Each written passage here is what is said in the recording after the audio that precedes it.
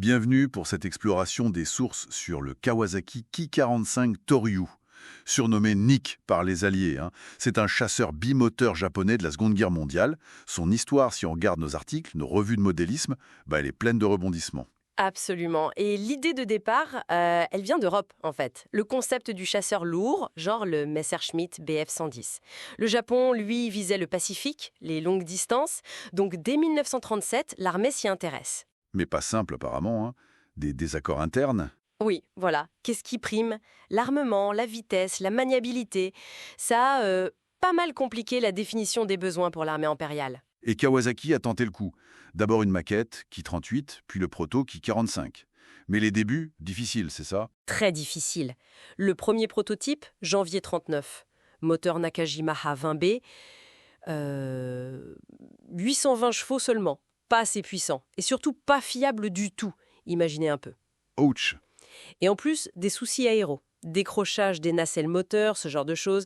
Résultat, 480 km/h maxi. On était loin, très loin des 540 espérés. Donc un échec au départ. On peut dire ça, oui.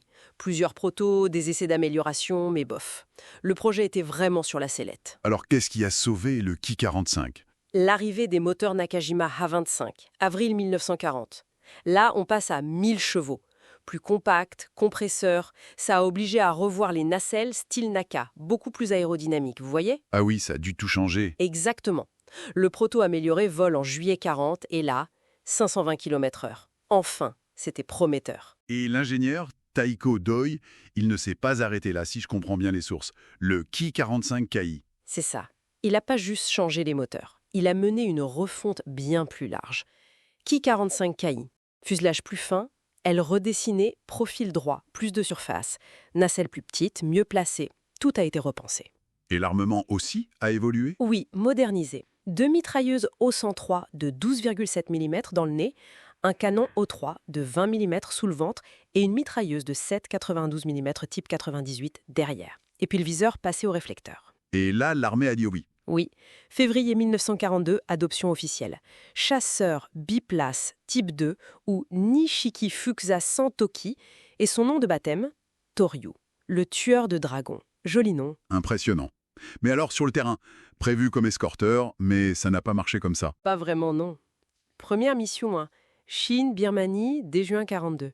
Et là, face aux chasseurs monomoteurs agiles, comme les P-40 des tigres volants, il tenait pas la comparaison au combat tournoyant. Clairement pas fait pour l'escorte pure. Il a fallu lui trouver un autre rôle, en somme. Voilà. Il s'est révélé bien meilleur comme intercepteur de bombardiers et pour l'attaque. Attaque au sol, anti-navire, là, sa robustesse et son armement lourd, c'était de vrais atouts. Intéressant. Et les variantes? On a le Kaie ou Koma, le modèle de base. Et après? Après vient le Kaie B, l'au-dessous. Plus orienté attaque, le canon de 20 mm ventral est replacé par un gros calibre, un type 94 anti-char de 37 mm. Efficace, j'imagine. Oui, mais chargement manuel, très lent en combat. Plus tard, ces Kaike ont eu des moteurs Mitsubishi A102, 1080 chevaux, plus fiables heureusement. Ensuite, le Kaike Hei, retour au canon de 20 mm ventral, mais on ajoute un canon automatique O203 de 37 mm dans le nez. Très bon contre les navires. Et le chasseur de nuit, le KID? Le KID Tei, oui. Il garde le 37 mm dans le nez du Kaike, mais on lui ajoute deux canons Hose 5 de 20 mm qui tirent vers le haut, en oblique. Le fameux Schrägmusik. Ah oui, la technique allemande. Exactement. Idéal pour attaquer les bombardiers par le ventre. Le nez était prévu pour un radar, mais problème de production. La plupart des 477 KID n'en ont jamais eu. Gros handicap, ça. Et pourtant, il a eu des succès, même sans radar, hein. Oui, surtout contre les B-29 la nuit au-dessus du Japon. Ces canons obliques étaient efficaces. Un Sentai, un escadron, a revendiqué 150 victoires, dont 8 B-29 en une seule sortie. C'est énorme. Incroyable. Mais bon, ces perfs en haute altitude restaient limités. Ça a parfois mené à des tactiques désespérées, éperonnage, attaques suicides. Il a même servi de kamikaze contre l'USS Dickerson. On lit aussi qu'il y a eu une version caddie spécifiquement anti-navire et même une tentative d'y mettre un canon de 75 mm. Oui, un projet qui n'a pas abouti pour le 75 mm. Trop lourd sans doute. Au total, à peu près 1700 Ki-45 produits. Et détail que rapportent nos sources, 3 appareils ont été utilisés après la guerre par les forces communistes chinoises jusqu'au début des années 50. Une histoire qui continue après la guerre. Et aujourd'hui, il en reste juste un fuselage. Un Ki-45 KEI, numéro 4268. Exposé aux États-Unis au Stephen F. Udvar Hazy Center. Ramené après-guerre pour être étudié. Les ailes sont conservées à part. C'est fou. Donc, le Ki-45 Toryu, un parcours vraiment sinueux. D'un début raté à un rôle clé, mais inattendu, d'intercepteur et d'attaquant. Une sacrée adaptation. Tout à fait. Ça montre bien comment la guerre, la pression du conflit, ça pousse à innover, à trouver des potentiels cachés. Même dans un appareil jugé décevant au départ.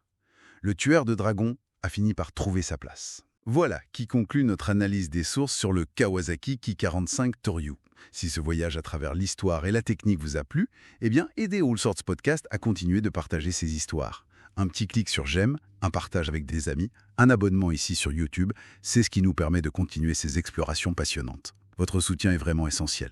N'oubliez pas, toute notre collection d'explorations passées vous attend dans notre bibliothèque YouTube. Y a de quoi faire. Et pour rester connecté, pour découvrir les coulisses et ne rien manquer, suivez All Sorts Podcast sur X, Instagram et Threads. Gardez cette curiosité en éveil. À très bientôt pour une nouvelle immersion dans nos sources.